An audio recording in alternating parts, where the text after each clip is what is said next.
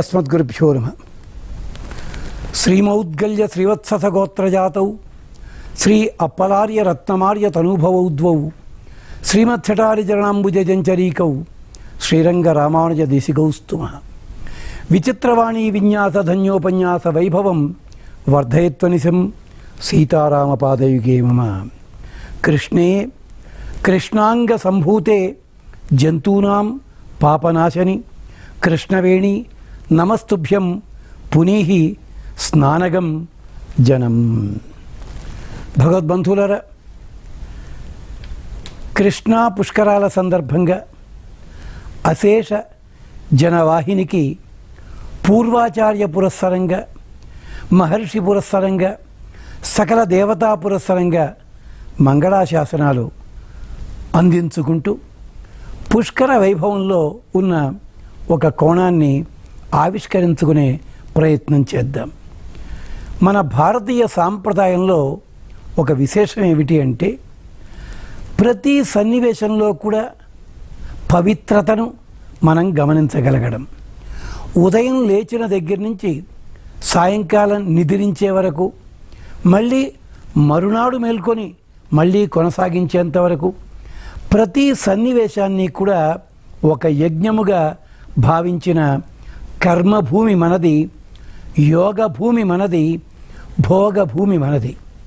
అయ్యా, కర్మభూమి అన్నారు, యోగభూమి అన్నారు, భోగభూమి ఎలా అవుతుంది అని అంటారా? నీవు కర్మానుష్ఠానాన్ని సక్రమంగా నిర్వర్తించు. నీకు ఏదైతే లభించాలో అది లభించడమే యోగము. ఆ యోగము ద్వారా లభించినవన్నిటినీ కూడా అనుభవించగలిగిన రోజుని భోగము. ఇది మనకి పురాణ, ఇతిహాస, ఆగములు, శృతులు, స్మృతులు కూడా మనకు అందించాయి. అలాంటి వాటిల్లో ఆ సాంప్రదాయంలో ఒక సాంప్రదాయంలో భాగమే పుష్కర స్నానము. పుష్కర స్నానాన్ని గురించి నిర్వచనము, అసలు పుష్కరుడంటే ఎవరు, పుష్కరం లోపల నదిలో ఎందుకు స్నానం చేయాలి, ఏ నదికి ఏ సమయంలో పుష్కర పవిత్రత లభిస్తుంది, ఇలాంటివన్నీ కూడా మనం ఎందరెందరో మహానుభావుల ద్వారా, ఎందరెందరో పెద్దల ద్వారా మనం తెలుసుకుంటూనే ఉన్నాం. ఇవాళ పుష్కర స్నానానికి సంబంధించి ఒక కొత్త కోణాన్ని ఏ పద్ధతి లోపల వేదములో చెప్పిన విశేషాలతోటి మనం ఆవిష్కరించుకునే ప్రయత్నం చేద్దాం. సరే, పుష్కర శబ్దానికి అర్థం ఏమిటని చెప్పుకున్నాం. పుష్టిని కలిగించున్నది, పుష్టిని అందించున్నది, పోషించున్నది. ఏ పుష్కర స్నానం చేస్తే మాత్రమే ఈ పుష్టి లభిస్తుందా? పుష్కర స్నానం చేసిన సందర్భంలో మాత్రమే మనకి పోషణ కలుగుతుందా, మనకి పుష్టి కలుగుతుందా? ఇలాంటి ప్రశ్న భారతీయ సాంప్రదాయంలో ప్రతి సన్నివేశాన్ని ఒక విశేషమైన పద్ధతిలో చెప్పారు అని చెప్పుకున్నాం కదా. అందుకనే దీని పేరు సాంప్రదాయము. ఆయము అంటే మనము సంపాదించుకునేది, దాయము అంటే నలుగురితో కలిసి పంచుకునేది, ప్రదాయము అంటే ఎంత పంచుకున్నా మరింత పెరిగేది. సాంప్రదాయం అంటే వేలాది సంవత్సరములు గడిచిపోతున్న జీవన విధానాన్ని నిర్దేశించిన వ్యవస్థ. ఇది సాంప్రదాయము. అలాంటి సాంప్రదాయంలో మనకి ఉదయాన్ని లేవగానే చెయ్యవలసిన పనులు చెప్తూ వ్యాస భగవానుడు ఒక మాట అంటాడు, ప్రాతరుత్థాయ మైత్రం కర్మ సమాచరేత్. పొద్దున్నే లేవగానే మిత్రుడు ఉపదేశించిన కర్మలు ఏ ఉన్నాయో, మిత్రునికి సంబంధించిన కర్మలు ఏ ఉన్నాయో అవి ఆచరించండి అయ్యా. మిత్రుడు అంటే సూర్య భగవానుడు. సూర్య భగవానుకే మరొక పేరేమిటో తెలుసునా? కాలాధ్యక్ష. కాలములు అంటే మిత్రకర్మ అంటే కాలకర్మ. దాన్ని కొంచెం మారిస్తే కాలకృత్యము నెరవేర్చండి. ఈ పదానికి మనకి తెలుసున్నది ఒకటే అర్థం ఉంది, అది తప్పు. అర్థం అది కాదు. సూర్యుడు ఎలాగైతే క్రమం తప్పకుండా ఆయా కాలములలో మనకి ప్రేరణ కలిగిస్తున్నాడో, ఏ ఏ పనులు చేయాలని సంకల్పింపజేస్తున్నాడో, అంటే సమయ పాలన చేస్తూ ఉదయం లేచిన దగ్గర నుంచి సాయంకాలం మళ్ళీ నిద్రించేంత వరకు ఎక్కడా క్రమం తప్పకుండా నీవు చెయ్యవలసిన పనులు చెయ్యి. ఇది అర్థం అక్కడ. దాంట్లో మొట్టమొదటిగా లేచి లేవగానే చేయాల్సిన మరేమిటి? దంతధావనం చేసుకుంటాం. దంతధావనానికి కూడా అద్భుతంగా పెద్దలు మనకి వేదంలో చెప్పిన సన్నివేశాలు ఉన్నాయి. ఆ తరువాత మనం ప్రాచీన సాంప్రదాయంలో ఉన్నది ముందు చెప్పుకుందాం. దంతధావనం కాగానే స్నానము చెయ్యాలి. ఇది నియమము. కానీ మనం ఏం చేస్తాం? ఆధునికులం కదా. దంతధావనం కాగానే ఇతర పనులన్నీ చూసుకుని, అంటే శరీరానికి కొంచెం ఆరోగ్యము, ఉత్సాహము, ఉద్రేకము, ఉద్వేగము ఇలాంటివన్నీ ప్రేరేపించడానికి తగిన ద్రవాలు పుచ్చుకుంటాం. ఆ తర్వాతే నెమ్మదిగా స్నానానికి వెళతాం. కానీ సూర్యోదయం అవుతున్నటికంటే ముందు మాత్రమే మీరు స్నానము చెయ్యాలి. ఎందుకయ్యా స్నానానికి ఉన్న గొప్పతనం అంటావా? స్నాత్వా స్యాత్ అధికారి భవేత్ దైవే పిత్రే చ కర్మణి. నీవు స్నానము చేయడం దేనికోసమో తెలుసునా? ఏదో శరీరం మీద ఉండే మాలిన్యములు తొలగించుకోవడానికి మాత్రం కాదు. స్నానము చేసి కానీ నువ్వు ఏ పనులు చేయడానికి అర్హత లేనివాడివి సుమా. వేదం చెప్పింది ఈ మాట. శృతి గ్రంథాలు చెప్పాయి. వ్యాసుడు చెప్పాడు, వాల్మీకి చెప్పాడు. స్నాత్వా స్యాత్ అధికారి భవేత్ దైవే పిత్రే చ కర్మణి. దైవ కర్మలు చేద్దామన్నా, పితృకర్మలు చేయాలన్నా నీవు మొదటగా స్నానము చేసి తీరాలి. భారతీయ సాంప్రదాయంలో స్నానమునకున్న విశేషం అలాంటిది. ఒక్కసారి పుష్కర స్నానానికి వెడుతున్న వాళ్ళు ఇది మనస్సులో పెట్టుకోండి. ఇతర సన్నివేశాల్లో మేము స్నానము సవ్యంగా చేశామో లేదో తెలియదు, దానివల్ల మాకు రావాల్సిన ఫలితం వచ్చిందో లేదో తెలియదు, కానీ మేము పుష్కర స్నానానికి వెడుతున్నాము. అలనాడు అక్కడ చేసిన పొరపాట్లు ఏమున్నాయో వాటన్నిటికీ ఇక్కడ ప్రాయశ్చిత్తం అగుగాక. ఇది మొట్టమొదటి సన్నివేశం. పుష్కర స్నానానికి కావలసిన ఆవశ్యకమైన సన్నివేశం ఇది. అంతేకాదు ఇంకొకటి చెప్పాడు మనకి శాస్త్రంలోను. ఏమిటో తెలుసా? ఏ పని చేసినా చెయ్యకపోయినా నీవు లేవగానే ఇంత తింటావు కదా, తినే ముందు స్నానము చేసి కానీ తినవద్దు. ఇది కూడా వేదమే చెప్పింది. ఏమంటుందో తెలుసునా? స్నాత్వా భుంజీత. వేదం చెప్పింది, ఋగ్వేదం. చాలామందికి అనుమానం ఏమిటంటే వేదం అంతా చెప్పింది ఏవేవో చెప్పుంటుందని. కాదండి, నిత్య జీవితంలో నువ్వు చేయాల్సిన పనులు ఏ ఉన్నాయో ఆ పనులన్నీ కూడా ఏది వదిలిపెట్టకుండా వేదం చెప్పింది. ఇది స్నాన ప్రాశస్త్యము. మనము స్నానం చేస్తాం, తోచినట్టుగా చేస్తాం. ఎలా చేయాలో పట్టించుకోం మనం. ఏమన్నా అంటే పుష్కరాలు వచ్చాయనేసరికి పరిగెత్తడం జనాలంతాను. స్నానానికి కాదు, పుష్కరం పేరు చెప్పగానే మొట్టమొదట అందరూ ధర్మసంధాలు అడిగేది పిండ ప్రదానం ఎలా చేయాలి. పుష్కరాలంటే పిండ ప్రదానం తప్ప ఇంకోటి లేదా? అక్కడ పుష్కర స్నానం అంటే అది తప్ప ఇంకోటి లేదా? పిండ ప్రదానం సరే, బతికున్న వాళ్ళు, వాళ్ళ పెద్దవాళ్ళు ఉంటారు, వాళ్ళు చేయాల్సి ఉంటుంది. వాళ్ళు చేయలేని స్థితి లోపల అన్యాయం ఇది. పుష్కరములు అనేసరికి మనస్సుల్లో చాలామందికి పిండ ప్రదానాలనే చేస్తున్నారు తప్ప, దయచేసి గమనించండి, పుష్కర స్నానం ప్రధానము. పుష్కర స్నానము చేసిన తర్వాత దేవతా అర్చనం ప్రధానము, తరువాత దాన ధర్మాదులు ప్రధానము, తరువాత నీకు ఆ యోగ్యత ఉన్నట్టయితే పిండ ప్రదానము చెయ్యాలి. అది గమనించండి. అంచేత పుష్కర వైభవం చెప్పుకుంటూ ముందు స్నాన వైభవం చెప్పుకుందాం. ఈ స్నాన వైభవం ప్రత్యేకించి పుష్కరముల్లో ఎందుకో చెప్పుకుందాం. పుష్కర సందర్భంలో మరిన్ని విశేషాలు ఎందుకున్నాయో వేదంలో చెప్పినవి జ్ఞాపకం చేసుకుందాం. మళ్ళీ విశేషానికి వద్దాం. ఏమంటున్నాం? స్నాత్వా స్యాత్ అధికారి భవేత్ దైవే పిత్రే చ కర్మణి. స్నానమును యథావిధిగా చెయ్యి, నియమంతో పాటించి చెయ్యి. ప్రత్యేకించి పుష్కర స్నానానికి ఒక విధి విధానం ఉంటుంది. ఆ విధి విధానాన్ని తెలుసుకుని చెయ్యి, క్షేమం కలుగుతుంది. ఇది విధానం. అంతేకాదు స్నానము ఎప్పుడు చెయ్యాలో కూడా నియమం చెప్పాడు. ఎప్పుడు? సూర్యకాంతి ఇంకా భూమిని తాకకుండా ఉండే మునుపే నీవు స్నానము చెయ్యి. అంటే తెలతెలవారుతుండగా ఉన్న కంటే ముందే స్నానము చెయ్యాలి. అది విశేషం. కానీ పుష్కర స్నానంలో మరొక విశేషం ఉంది, అది మాట్లాడుకుందాం మనం. దీనికి సంబంధించి ఒక చిన్న ఘట్టం ఉంది. ఏమిటో తెలుసా? రామాయణంలో వస్తుంది. లక్ష్మణస్వామి రామచంద్రస్వామి మాట్లాడుకుంటున్నారు. శీతాకాలం వచ్చింది, రోజు మాట్లాడుకుంటున్నారు, ప్రత్యేకించి శీతాకాలంలో మాట్లాడుకుంటున్నారు. ఒక మాట వచ్చింది, కథన్ను అపరరాత్రేషు భరతః సుఖోచితః సరయూమవగాహతే. సోదరా, చూచావా, శీతాకాలం వచ్చింది. ఈ సమయంలో అందరూ తెల్లారిన తర్వాత, సూర్యోదయం అయిన తర్వాత స్నానాలు చేస్తుంటారు చాలామంది. పాపం ఏం చేత? చలికి వణుకుతాం కదా, చలికి లేవడమే కష్టం. అలాంటిది సుఖోచిత సుఖార్హ, అన్ని సుఖాలకి అనుభవించడానికి అలవాటు పడ్డ భరతుడు కథన్ను అపరరాత్రేషు సరయూమవగాహతే. సరయూ నదిలో రాత్రి 12 గంటలు దాటిన తర్వాత 3 గంటల లోపల స్నానం ఎలా చేస్తున్నాడు? ఇదేమిటి, ఈ సమయం ఏమిటి?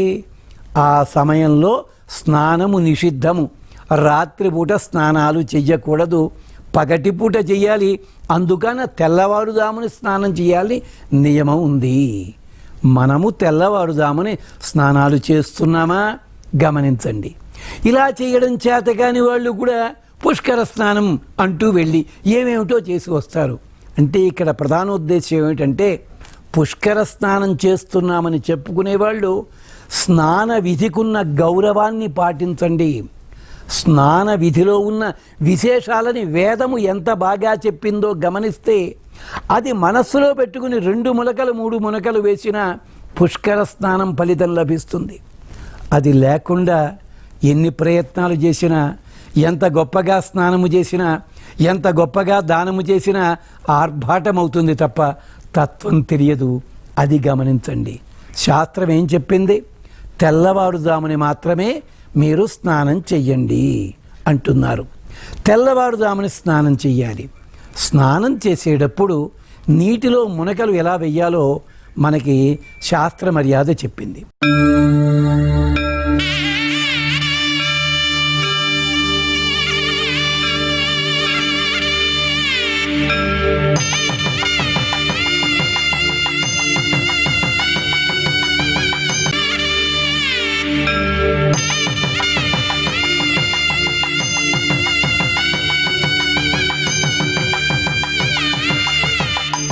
నిత్య స్నానం ఎప్పుడూ కూడా తెల్లవారుదామని మాత్రమే చెయ్యాలి. తెల్లారిన తర్వాత చెయ్యకూడదా? చెయ్యవచ్చును. చెయ్యకూడదని వేదం చెప్పింది. ఎందుకో చెప్పుకునే ముందు మరో విశేషం కూడా మాట్లాడుకుందాం. పుష్కరాల సమయంలో మాత్రము తెల్లవారిన తరువాత సాయంకాలం 6:30 గంటల వరకు కూడా, అంటే గంటలు నియమించారా అని అనకండి, అంతవరకు కూడా ఎప్పుడు చేసినా కూడా ఫలితం లభిస్తుంది. ఇది మనకి శాస్త్రము చెప్పింది. అంతేకాదు, పుష్కరాలకి వెడుతున్న వాళ్ళు కృష్ణా పుష్కరాల్లో ప్రత్యేకించి ఇతరములన్నీ చేస్తున్నా, కృష్ణానదికి సంబంధించి కొన్ని గ్రంథముల్లో చెప్పిన విశేషాలని మనస్సులో పెట్టుకోవడం మంచిది.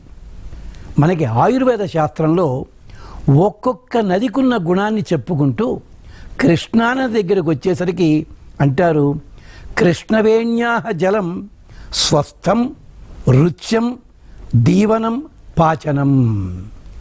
కృష్ణా నదిలో నీళ్లుట రుచ్యం, ఒక ప్రత్యేకమైన రుచి కలిగి ఉంటాయి.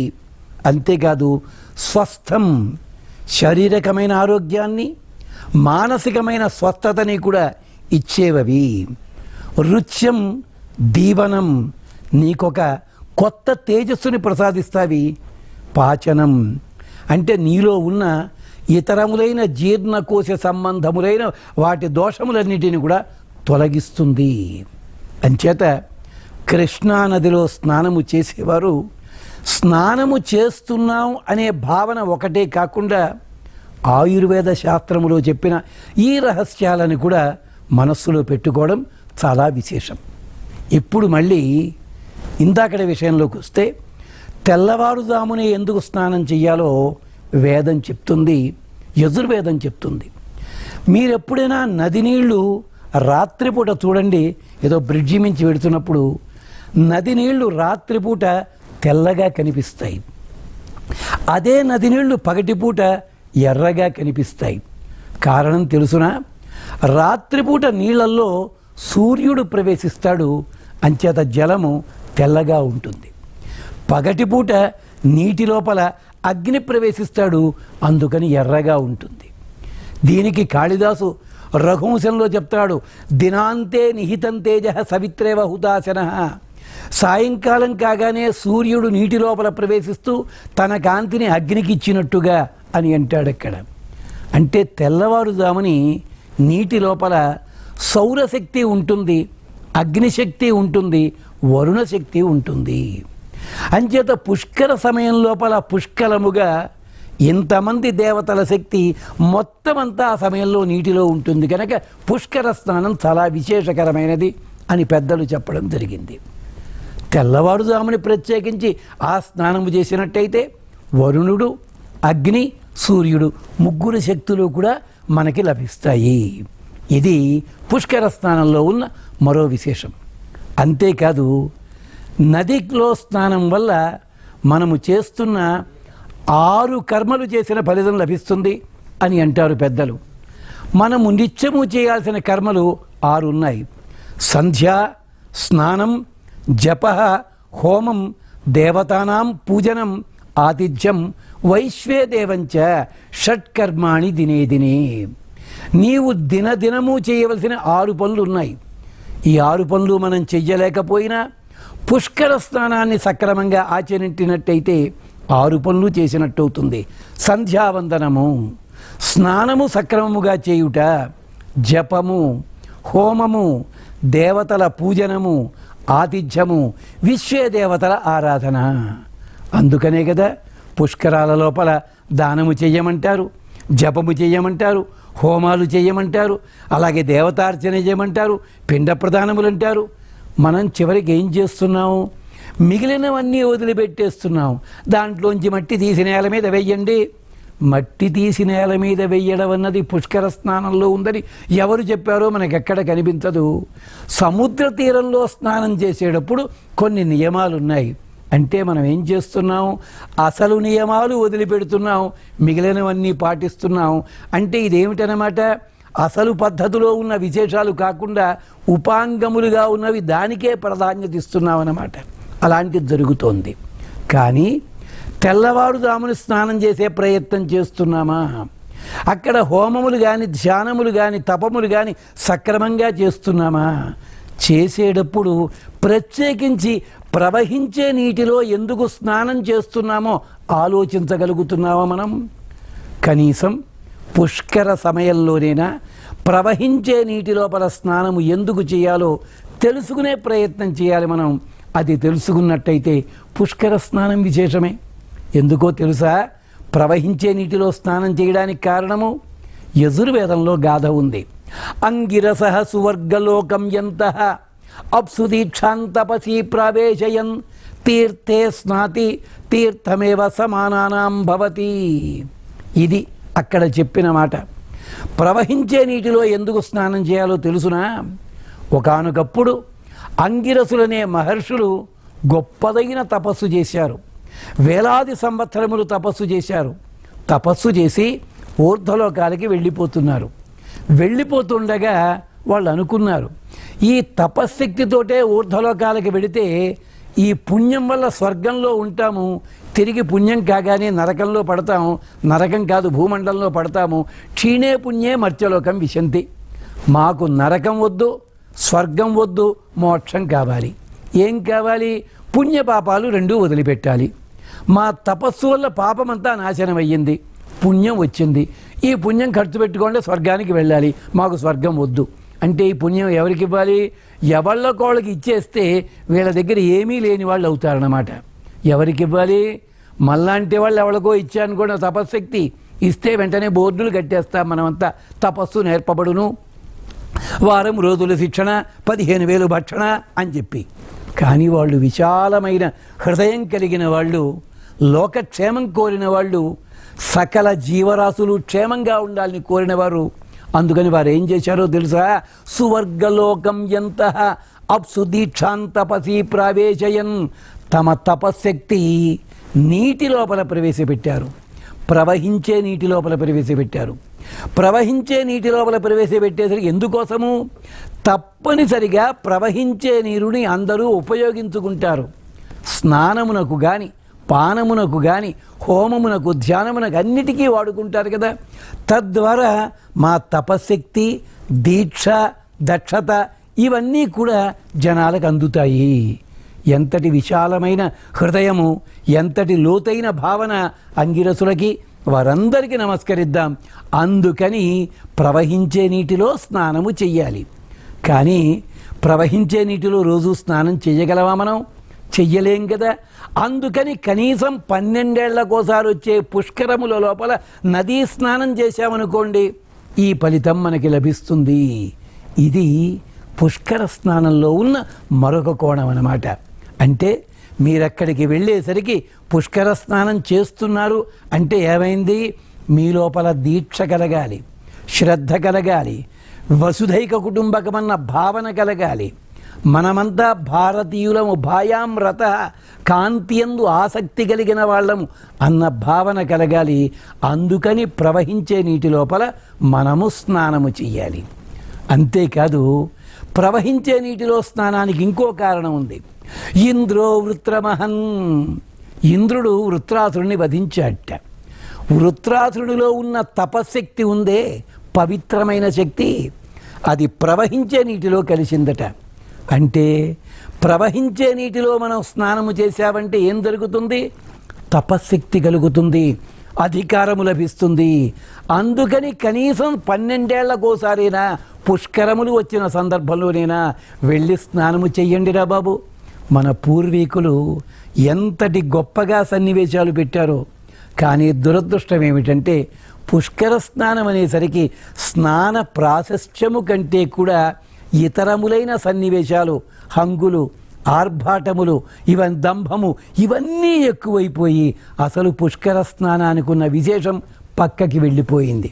ఇది ఎలాగా అంటే, ఏమండి ఓ 2 గ్లాసులు బియ్యం చెరిగేసి అన్నం పడేయండి, పిల్లలు తింటారందరి పాపం సాయంకాలం మహాతల్లి. మనవాడు చెరిగాడు, బాగానే చెరిగాడు, అంతా అయ్యింది, అన్నం వండాడు, తిన్నారు అన్నట్ట. నేను చెరుగుతుంటే టక్ టక్ టక్ అని సౌండ్ రాలేదు ఏమిటన్నట్ట పెద్ద మనిషి. అంటే ఆడవాళ్ళు చెరిగేటప్పుడు వేళ్లతో ఇలా కొడతారు. ఇలా కొట్టడం ప్రధానం కాదు, బియ్యము చెరగడం ప్రధానము. మనవాడు దేని మీద దృష్టి పెట్టాడు? ధ్వని మీద దృష్టి పెట్టాడు. మనం కూడా ఆచారములని పాటిస్తూ అంతరార్థాన్ని వదిలిపెట్టి గతానుగతికంగా వేరే వాటి కోసమే వెంపర్లాడుతున్నాం. కానీ ఇప్పుడైనా ఒక్కసారి పుష్కర స్నానం చేసేటప్పుడు ఈ భావాన్ని, అంగిరసుల పవిత్ర భావన ఉందక్కడ, లేదు వృత్రాసురుని పవిత్ర తపశక్తి దాంట్లో ఉంది అని జ్ఞాపకం పెట్టుకుందాం. తెల్లవారుదామును స్నానం చేస్తున్నప్పుడు సౌరశక్తి, అగ్నిశక్తి, వరుణశక్తి ముప్పేటగా మనకి లభిస్తాయి కనుక 3 మునకలు వేద్దాము, ఈ భావన పెట్టుకుందాం. అంతేకాదు, మనుధర్మశాస్త్రంలో చెప్తాడు, ఎవరైతే నిత్యము స్నానము చేస్తారో ప్రవహించే నీటిలో కానీ వాళ్ళకి 10 రకములైన గుణములు లభిస్తాయి. దాంట్లో చెప్తూ వచ్చి ఆరోగ్యం లభిస్తుంది, తేజస్సు లభిస్తుంది, సౌందర్యం ఉంటుంది, చక్కటి నిగనిగదనం ఉంటుంది, ఇలాంటివన్నీ చెప్తూ స్వాస్థ్యం కలుగుతుంది. ఇంత చెప్పాడు. అంచేత పుష్కర స్నానం వెనకాల ఇంత అంతరార్థం ఉంది అని జ్ఞాపకం చేసుకోవాలి మనమంతా. అలా స్నానము చెయ్యాలి. మరి ఒక్కసారి స్నానము చేసినట్టయితే ఇంత ఫలితం లభిస్తుందా అనిపిస్తుంది కదా మనకి. అవును, నిత్యము కూడా పుష్కర స్నానము చేసే విధానమే మనకి పెద్దలు చెప్పారు. ఎలాగో తెలుసునా? నిలకడ నీటి లోపల చేత్తో ఇలా కదిపితే అప్పుడు కెరటములు వస్తాయి, ప్రవహించే నీరు అన్నారు దాన్ని. అందుకనే మన పూర్వీకులు నిలకడ నీటిని కూడా ఓసారి కదిలించి స్నానము చేసేవారు, ఇందుకోసమని చెప్పి. అంతేనా, నీళ్లు పట్టుకోవడానికి వెళ్ళిన ఆడవాళ్ళు కూడా నీటిని బిందెతో ఇలా తోసి కెరటములు వెనక్కి వస్తుంటే నీళ్లు ముంచి తెచ్చుకునేవారు. భారతీయ సాంప్రదాయంలో స్నాన ప్రక్రియకున్న గొప్పతనాన్ని వేనోళ్ళ చాటేదే పుష్కర స్నానము. పుష్కరం అంటే అర్థం ఏమిటి? అమ్మవారి అనుగ్రహము, భగవంతుని అనుగ్రహము, ప్రీతి పుష్కరిణి అని పేరు. అంచేత కృష్ణా పుష్కరముల లోపల కృష్ణాంగ సంభూతే అని చెప్పుకున్నాం కదా. కృష్ణ శబ్దము లోపల ఉండే అంతరార్థాన్ని చెప్పుకుని మరిన్ని విశేషాలు మాట్లాడుకుందాం. కకార కమలాకాంత, షకార షడ్గుణపతి శ్వేత నివాసదృక్, నకారో నారసింహోయం, విసర్గే చ నర నారాయణ వృషి, రుకారో రామ ఇత్యపి. కృష్ణ శబ్దంలో రామ అవతారము, కృష్ణ అవతారము, శ్వేతద్వీపంలో ఉండే అఖిలాండకోటి బ్రహ్మాండ నాయకుని తత్వము, నరనారాయణ తత్వము, ఇంతమంది దేవతా తత్వమంతా కృష్ణ శబ్దంలో ఉంటే కృష్ణ పుష్కర సందర్భంగా 33 కోట్ల దేవతలు అంటే 12 ఆదిత్యులు, 11 రుద్రులు, 8 వసువులు, అశ్విని దేవతలు, అందరందరూ మహర్షులు, వీళ్ళందరూ కూడా తమ తపశక్తిని ఆ నీటి లోపల ప్రవేశపెట్టి ఈ నీటి లోపల స్నానం చెయ్యండి, తీర్థే స్నాతి తీర్థమేవ సమానానాం భవతి అంటూ ఆశీర్వదిస్తారు. అలాంటి కృష్ణ పుష్కరములు మనకు సర్వ శుభములు క్షేమములు కలిగించుగాక.